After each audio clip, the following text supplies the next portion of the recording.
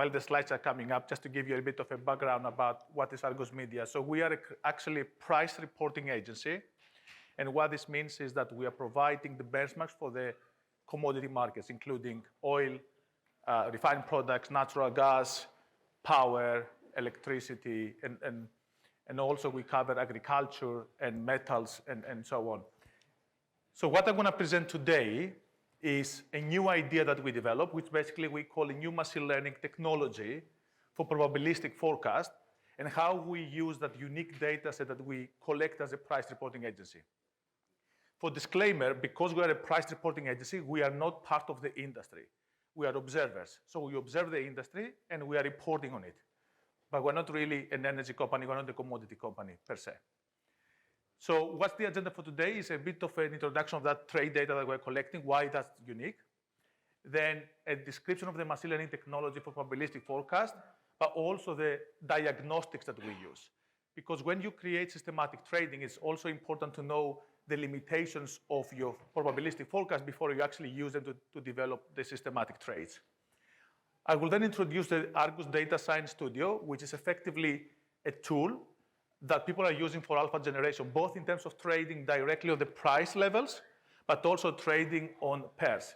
And finally, the idea of the scenario analysis for event-based trading. So this is effectively what Argus does on a daily basis. So on a daily basis around the world, we are collecting what we call the physical prices.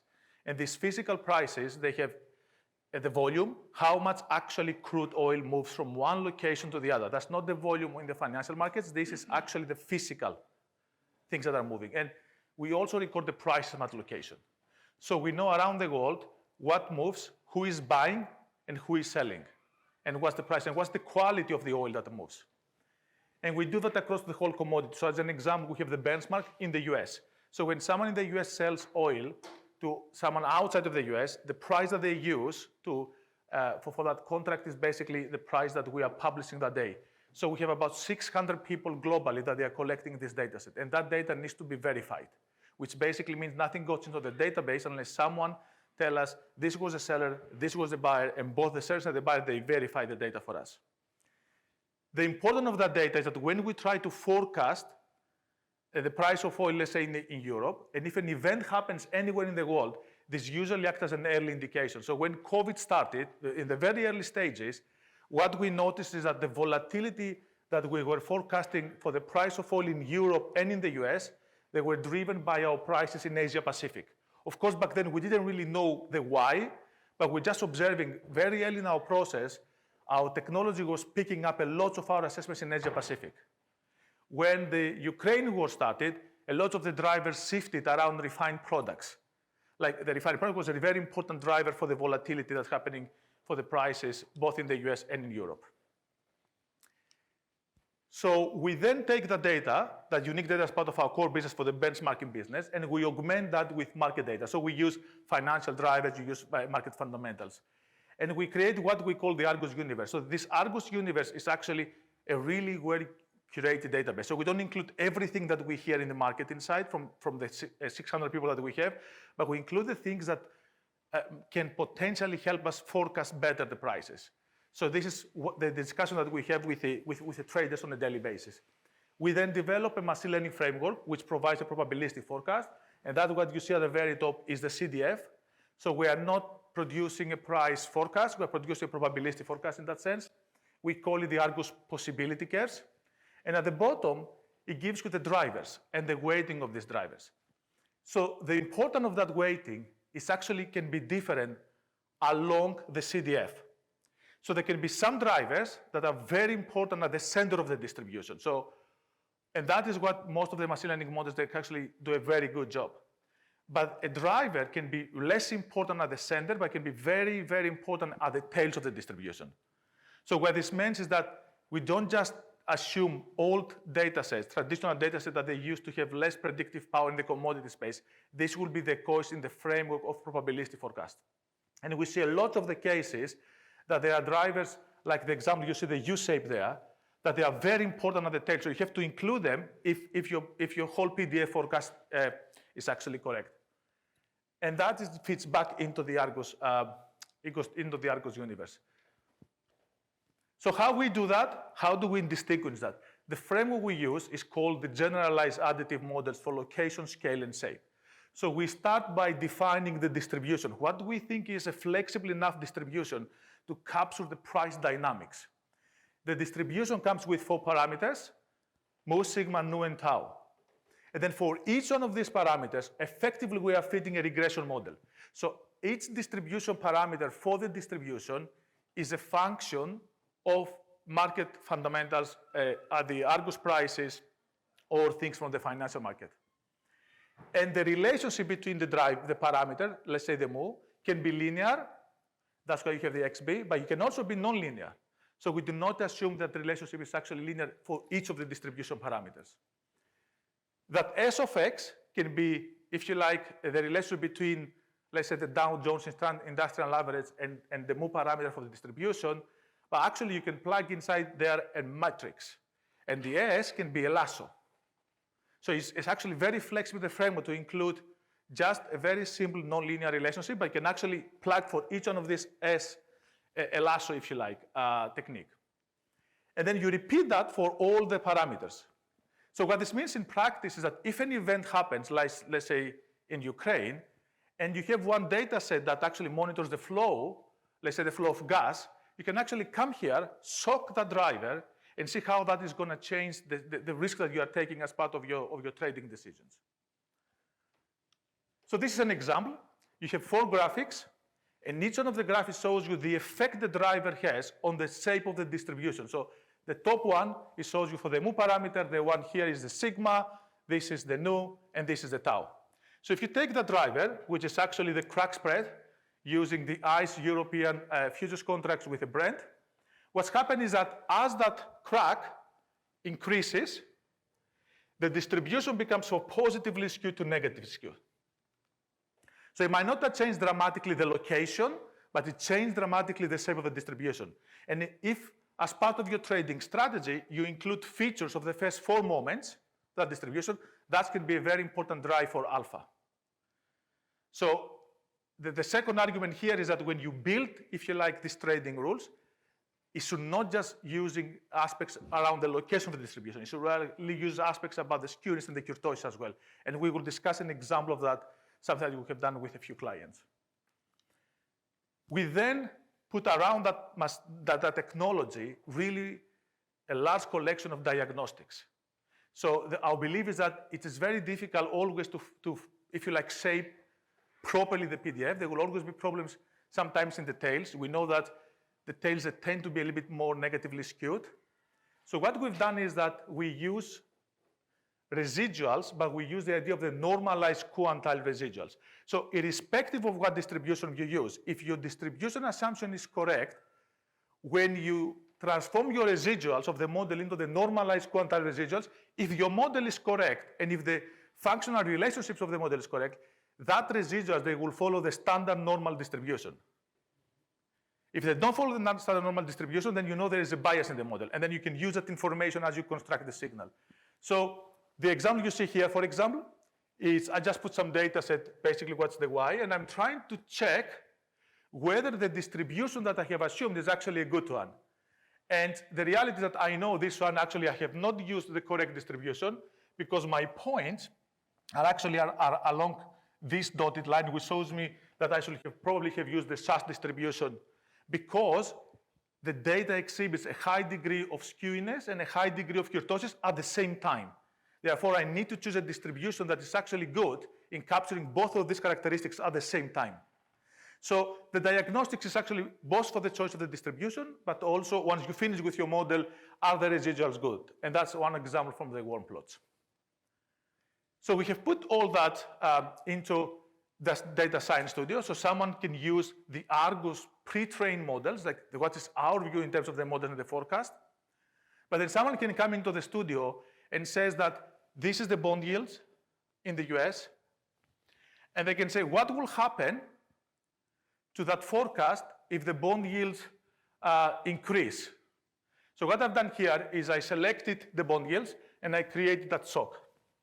And what you see here is my new forecast based on that assumption of the shock for the bond yield. So you see that the location is actually more or less fixed, but what has changed dramatically is the shape. And that is very consistent because the bond yields affects my sigma parameter. I don't have a connection between the bond yields and the other parameters. So it does the model, if you like, what I was expecting. And of course, if someone comes here and might say, look, this is the Argus data, but I have some unique data. Can I actually add that data inside the model? And through using the studio, someone can actually add its own data set. So Peter just gave a presentation about the new data they released. If someone believes that data can be useful for forecasting even oil prices, they can actually add it here. Of course, we as Argus, we don't see the data. So as soon as someone logs off from our system, the data basically is being deleted. So that's about the technology. And I'm going to shift a little bit about how do you use that for trading and trading on prices. So what we have done here is some case studies with some clients, which basically we say, that's the PDF. Let's use quantile-based statistics. So this is not moment-based statistics. We believe that, first of all, the quantile-based statistics, they have one nice property. They always exist. The second property is that they are a bit more robust. So you have very erratic markets, with very high volatility. They are a bit more robust than the moment-based statistics. So what we've done, we translate the PDF into a moment-based statistics, such as the interquantile range, but also the central skewness and the tail skewness. So the central skewness, I'm trying to find out, do I have any asymmetry in the center of my distribution, or do I have any asymmetry at the tails of the distribution? And then I use a combination of these statistics to create a rule. So a very simple rule is basically this one, which basically is telling you in simple terms, if my volatility that I estimate for today is less than some sort of a long-run volatility, and if my skewness is positive, then basically I should buy. And I will do the exact opposite if the volatility is basically very high versus some sort of a long-term trend. You can build any rule you want out of this quantile-based statistics effectively. We call that the IQR skewness strategy. So we are running this strategy in real time since January 2021. So this is not backtesting. We start publishing these curves since the January, and that's basically that rule how that actually performs. So the Sharpe ratio is about 2.14, and the win ratio is 55.3%. We are not claiming someone should use the strategy as is, but we are saying that if you use just a very simple strategy of the IQRs and the skewness, not just the first moment, but actually you included the third moment into your signal, that's the results that you'll be expecting for the WTI prices. Of course, that looks very good, but don't forget that there has been a very dramatic movement in the price of oil the last 2 years. We then took another idea, which was to say equity trading. If you are trading on energy stocks, a large part of that movement can be explained by movements on the price of oil.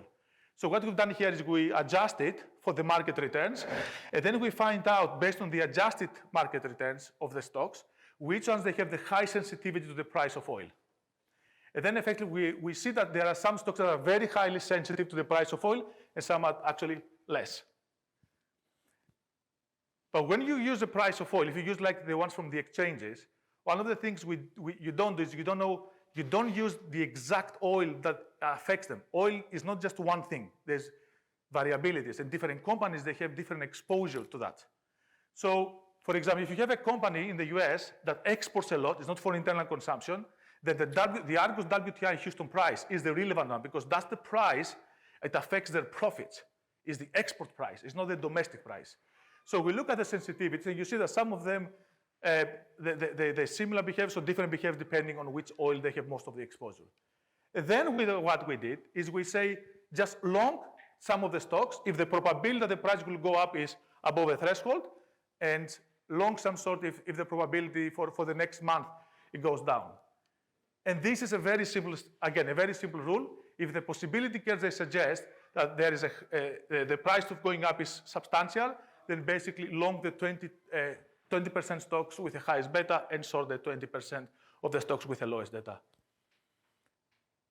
Once you've done the pair trading, of course, you can enhance further that signals to do the pairs. So what we have done here, especially in the commodity space, lots of people, they are trading on different spreads. For example, WTI Brent spreads, on the cracks and the inter-commodity spreads. So we produce, if you like, the possibility case for the underlying, for the legs. And then based on the tool, the studio, you can create any spread that someone wants to trade, any combination of the spreads. So what we've done here is that you can go to the tool and immediately create buy and sell regions.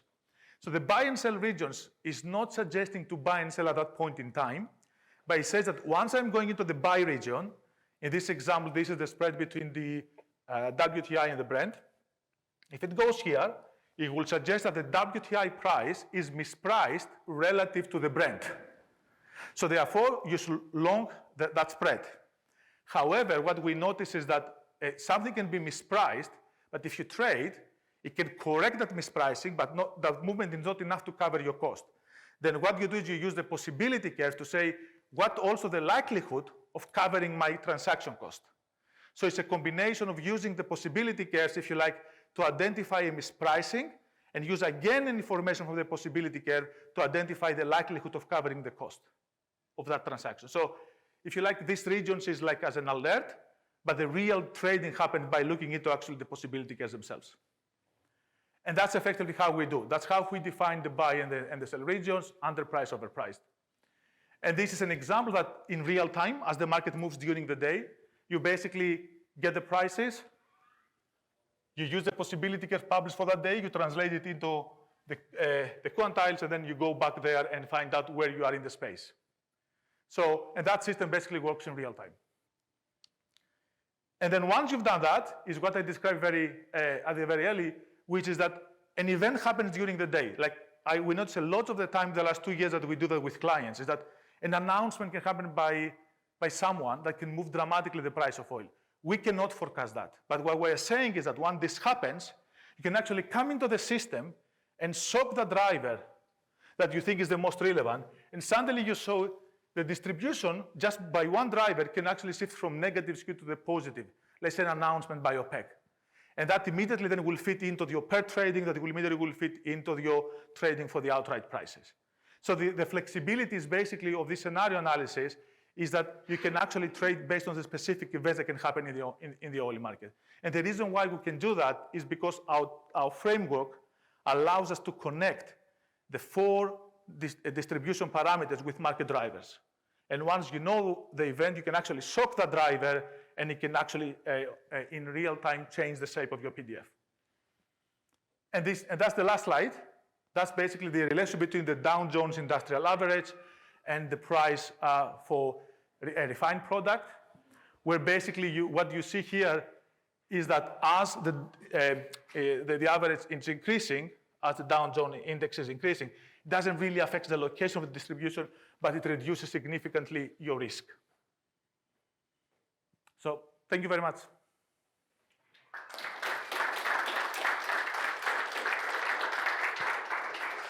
We have plenty of time for questions, so maybe a couple of questions from me so I can start. So you mentioned that you're doing variable selection and you're dealing with price variables, macroeconomic variables, all sorts of variables. So what's the procedure to do that? You mentioned lasso briefly, but what is maybe the approach, the technique, if you may share this to you? And second, you're trying to answer normative questions, scenario analysis. If I do this, what would happen? And so have you built a causal model to be able to do so? Because if you just reason in terms of correlations, drivers, most powerful drivers, they can have a purely associational nature. But to answer questions, the one that you wish to answer, you need something more. So it's to understand structurally how these drivers are connected. Yeah. So how do you tackle these 2 things? So if I come here on that, sorry, I'm gonna slip a few the slides to show you that here, that basically is the structure of our model.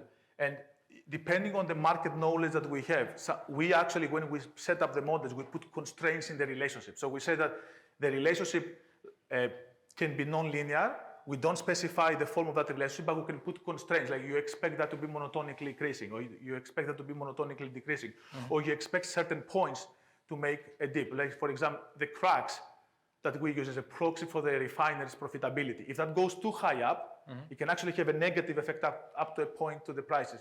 So you can build that actually here.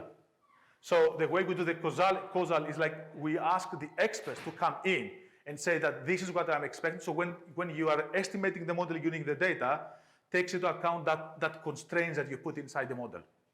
So that's actually, and that has been really powerful. So it's not just the importance of that we have a very clean data, like this location-based data, but because we have 600 people, they speak to the market participants, that knowledge comes back to us and we can include it as constraints inside the optimization. Now, with respect to the model selection, look, there is a lot of different ways of doing it because this S function can use like lasso, can use any technique, but one of the techniques that we use and seems to work really well, and I'm going to go towards the appendix, is actually here. So this is a very simple technique. There are some things that we have done. So we go for 2 years to make that work for the commodity markets, but it basically starts with a very simple step selection process. So we start always with the assumption that none of our drivers is actually important, and we calculate the risk, the error term, in that case, the ACAC information criteria. And then, I mean, I assume everybody here knows what's happening now. He searches into the system, he's trying to find out what driver is most important, but at the same time, what relationship. Should it be linear or non-linear? And then it compares that, how much it drops the error, if you like, of the ACAC versus the increase of the complexity of the model. And for the complexity, because you use non-parametric relationship, we use the effective decrease of freedom. And it keeps repeating that process until basically there is no further improvement. But one of the things that we do is at every step, we also try to remove a term. So you add the term, but you also check, should I actually remove something that's already in? So that's the process that we feel very comfortable. We spend a lot of time to actually fine-tune it, to take the basic idea of the step process and fine-tuning it. But if you don't like that and you want something more modern, if you like, you can actually plug in our system a lasso technique or elastic net or anything like that. So this is just an example of how that S of X can be replaced with some of the other techniques that you might prefer. Okay, thank you. Other questions there? So how do your models account for regime changes in the data? So one way is to just throw some Bayesian system into it and allow the variables to be calibrated as the regime is changing, but that leads to basically time, right? There's memory time required in order for it to change the regime. Yeah.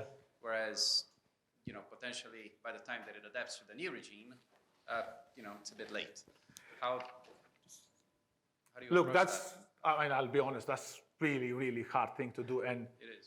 And one of the things that we suffered is when the Ukraine war started, right? Trying to do any model, and then suddenly you have COVID. After COVID, you have the war, and it was not actually the war. Do you know what destroys us? It was the asymmetric implementation of the sanctions.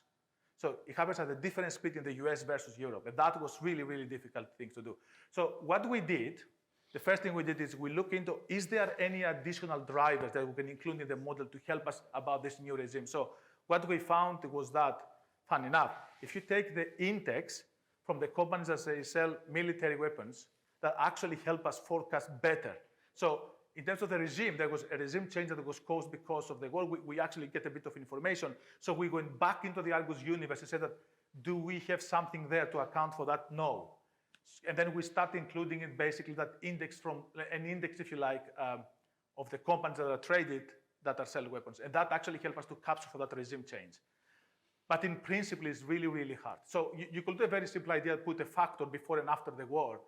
But that also needs a bit of time to be estimated properly. Does that make sense? So we found out that go back and think about your universe of drivers. Do you have something to account for that?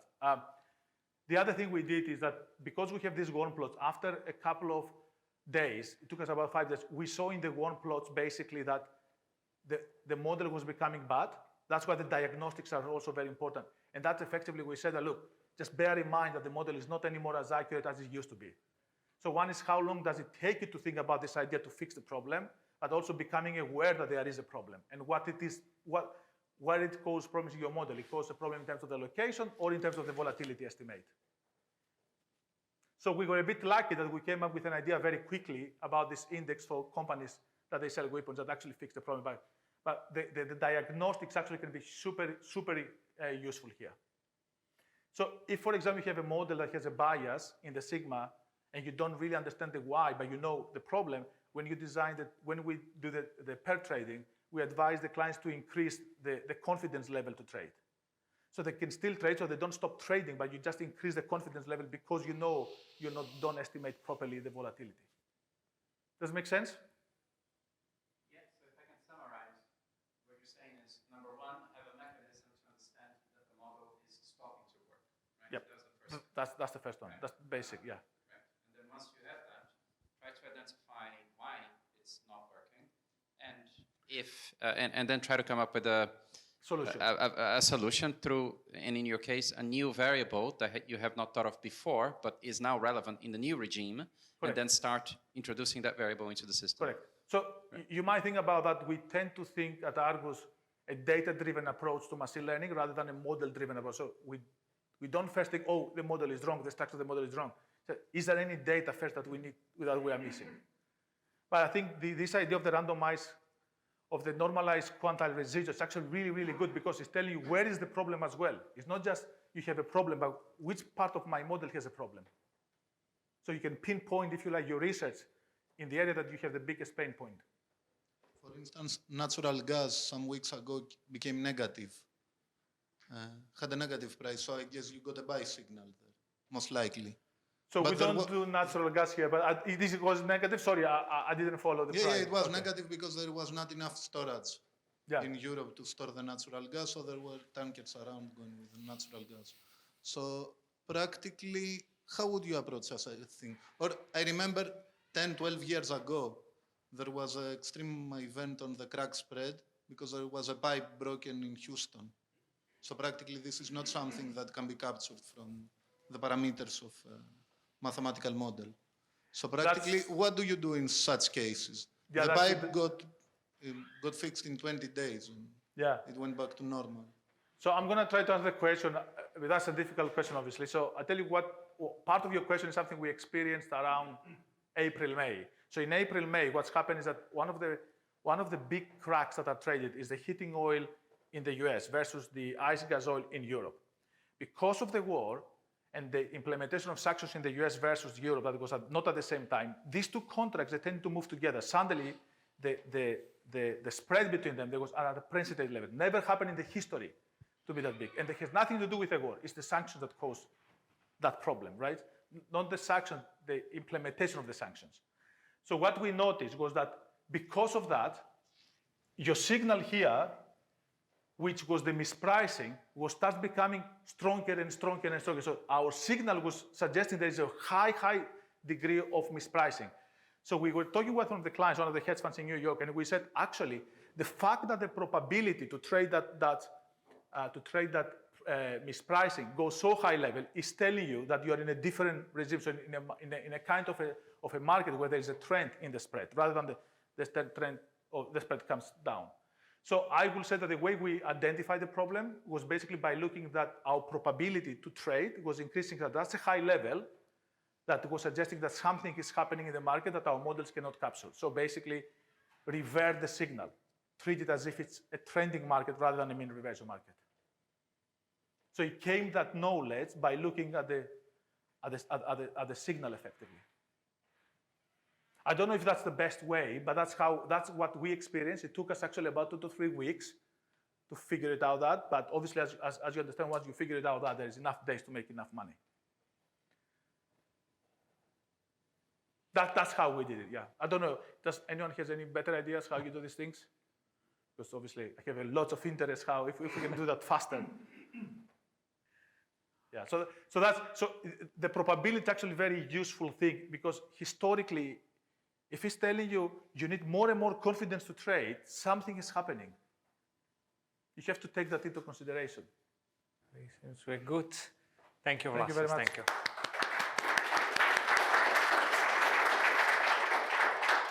Yeah, it's 4:30.